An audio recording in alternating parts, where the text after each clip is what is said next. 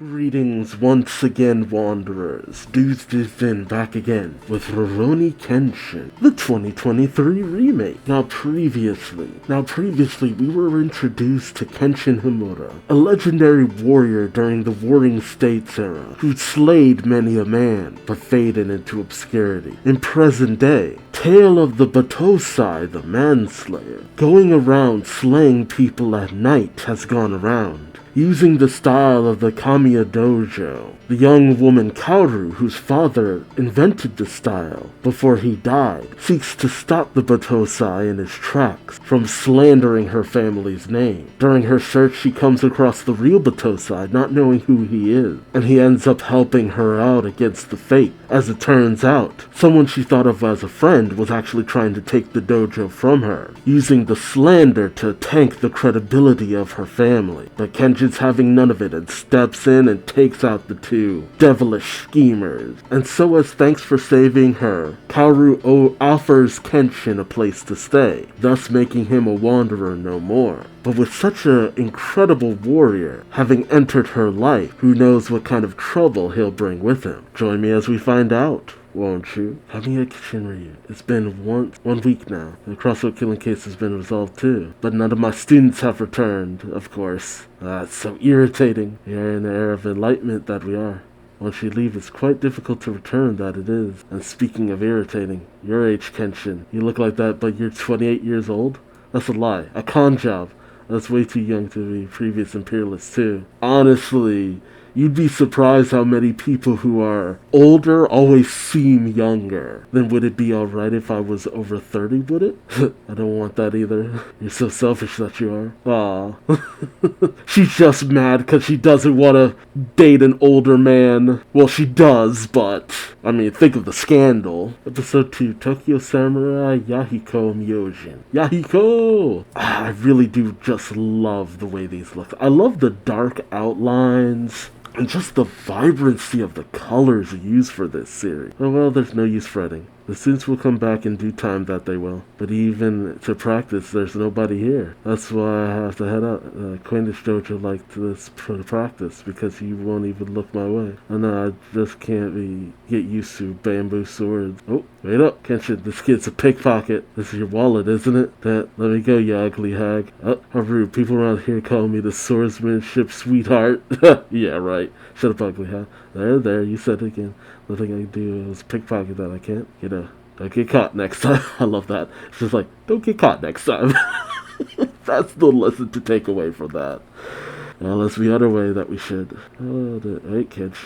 Oh, really? I ain't no kid. Descendant of Tokyo Samurai, Yahiko Myojin. I haven't sunk so low to be pitied by others. But you've sunk so low as to pickpocket. Okay. So they pulled a prank on you, as you got the nerve to wear a sword. Don't get me wrong, you punk. I told you I ain't no kid. You still have the guise of a child. But your heart can stand on its own ground, that it can. Apologies. I had underestimated you. Aw. What a cheeky one. Our next main character. I will admit, unfortunately, it doesn't have the grit that the original anime had, but that's simply because brighter colors and all that. You didn't really have bright colors during this time. So the more muted colors of the original anime kind of did the original a little bit of a favor, as things couldn't be as bright as they might have wanted it to be. So it really is a rowdy place that it is. Kenshin, where were you before you came here? Well, I was randomly here and there. I'm a Rurouni after all, that I am. I wonder why he spent his days as a Rurouni. Most imperialists have long since abandoned their swords and have taken on honorable duties with the Meiji government, as they're using their authority. You look like you want to ask a question, that it does. Of course. It's alright. It's not surprising for anyone to have one or two tales from the past that they don't want to tell anyone about. It's nothing really. Anyway, that sword. I told you to hide it with something. I don't know. As recent 2 years ago, many carried swords, you know. See? Nobody really seems to care that they don't. And someone just with you. There are a lot of police officers in town too. Even if it's a Sakabata, they are sure to arrest you. I'll deal with it if it comes to that I will. Sheesh. It's too easygoing. I'm going to head out for practice now. So can't you please go shopping for me? Get some miso sultan and soy sauce. They're all so heavy. No complaints. Hey, you are living at her house for free, man. Sorry to ask from a carriage. Is this the right road to go to the police station? Oh, it's him.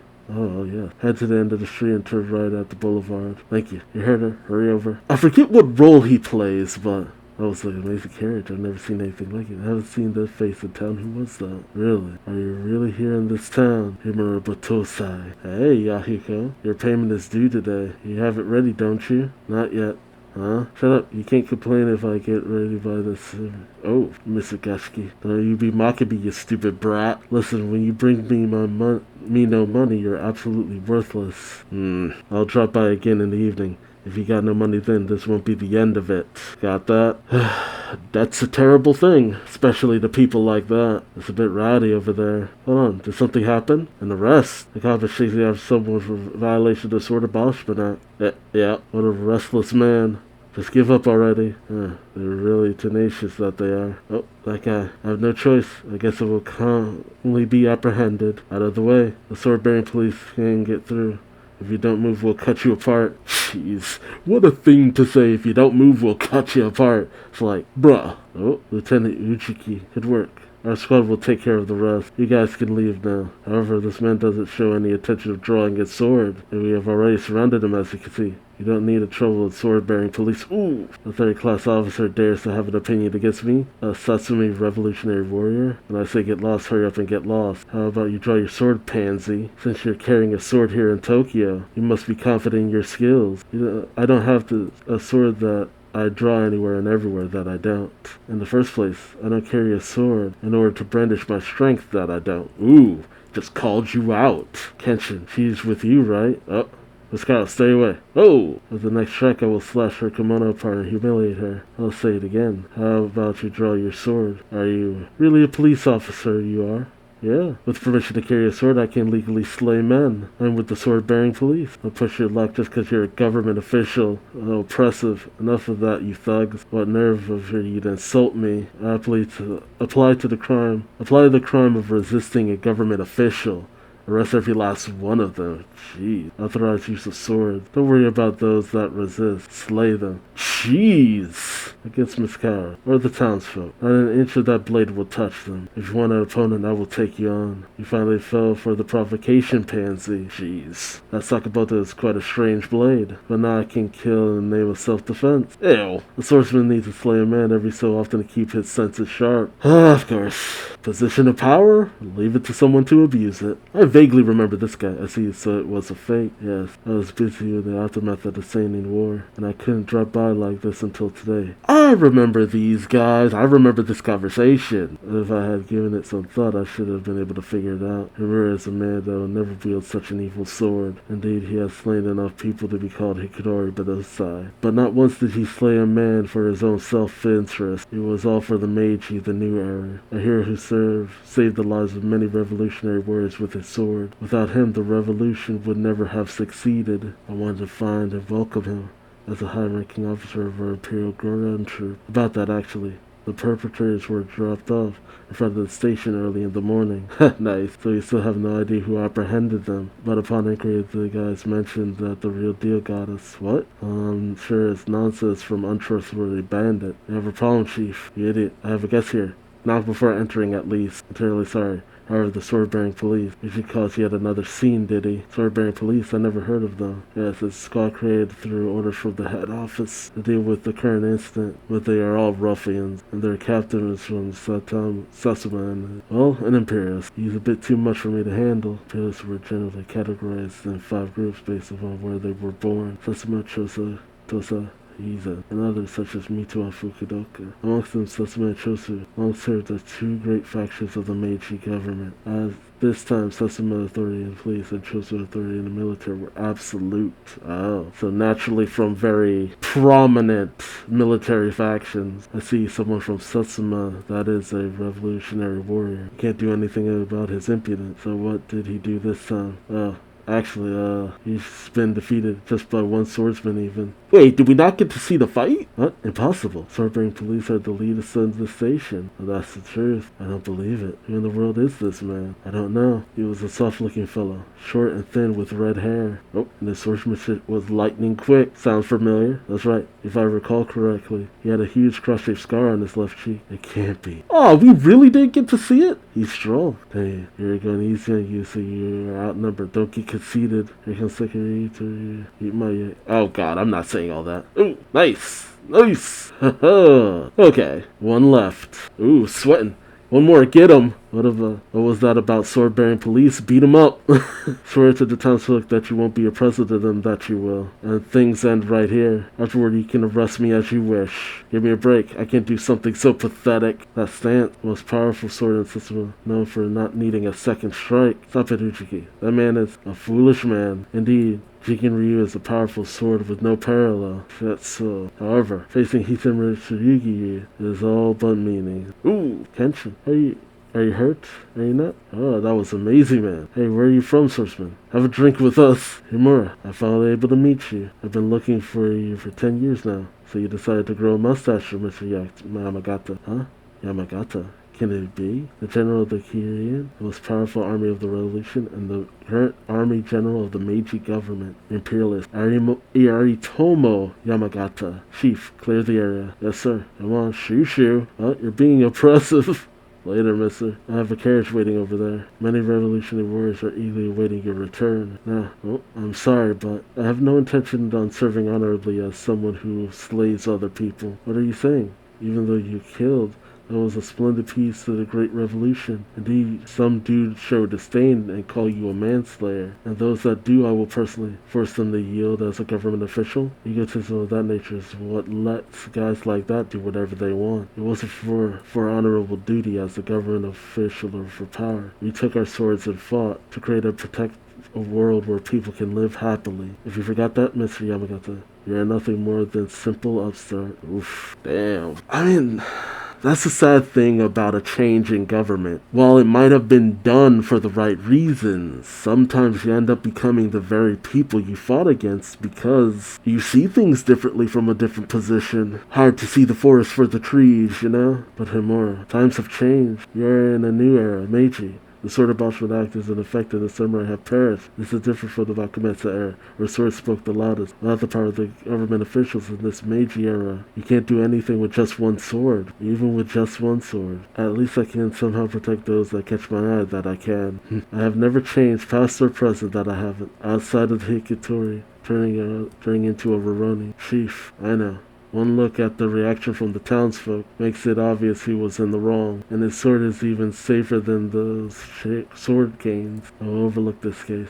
Apology. However, with the imposter case and all, I have been under the assumption that the Hitori Bitosai was an evil, dangerous individual. But the real one indeed is a lot different. I'm sorry, Miss Kaoru, that I am. About what? About the ribbon, that is. It got ruined because of me. Kaoru.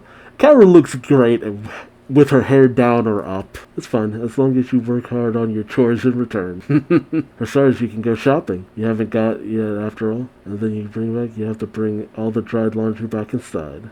You gotta work it to the bone. I think I understand just a little bit of why Kenshin is a Rurouni. To be unhindered by anything and be freely protect people with his sword. He lives with the flow. That's why he's a wanderer. I mean, that is a really good point. To be in a situation where you had duties, a sense of servitude, this, that, and the other. A very restrictive life. He had no choice but to cut down others for something better. But in this situation, it's more along the lines of, you do what you can. Don't take a life, but you're gonna make it sting. Yeah, go with the flow and do what you can where you can. It's a very simple life. Yahiko, you still have the guise of a child, but your heart can stand its own ground that it can against Miss Kaoru or the townsfolk. Not an inch of that blade will touch them. If you want an opponent, I will take you on. Damn it. Oh, when you bring me no money, you're absolutely worthless.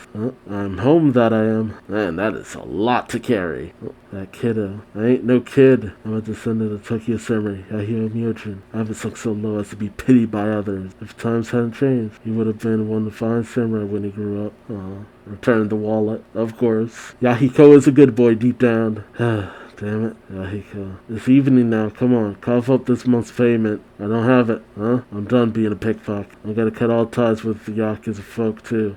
What are you talking about? Yep, gotta make an example of him. Oof. Jeez, no words, just beating. What do you mean by that? I don't mean anything else. I just got sick of something so miserable as pickpocketing. Oof. I don't like you. You're too cheeky. This is as good an opportunity as any. I'll take my time and show you just who is the master here. Oh. Ending. Oh. Did I see the ending last time? I think so, yeah. I mean, I will say that ultimately, this isn't like thrilling or anything like that, but it just has a very good vibe, a great look, and I'm enjoying myself for the most part. I feel if I were to directly compare it to the original, I mean, it might not hold up in some areas, but it's still got a good enough vibe going to it. I will admit I do kind of miss the two little anime original girls, just because it really helped to highlight the good nature of Kenshin, but they're not like a requirement. I remember the sword-bearing police in the original anime coming off a little bit more skeezy. I think they might have like overblown what happened a little bit more. At least vaguely I remember that. From what I've seen of what was changed in the previous episode, it seems as though while this version of the anime is a little bit more faithful to the manga, they are still making a good deal of changes. And honestly, what I remember of the action scenes in the previous anime, the original anime, wasn't like great. If anything, they always just did things to kind of pad out the runtime for the most part. So let me know your thoughts in the comment section below. What did you think about this episode? Not really a lot going on, but just kind of establishing to Kaoru and a lot of people, just how much of a good person Kenshin is. Getting him friendly with the townsfolk and stuff. So again, let me know your thoughts in the comments. Like, comment, subscribe if you enjoyed the ride. And until next time, I've been Duuz-Diz-Din. Thanks for watching, and I hope to see you in the next one. Take care. Bye-bye.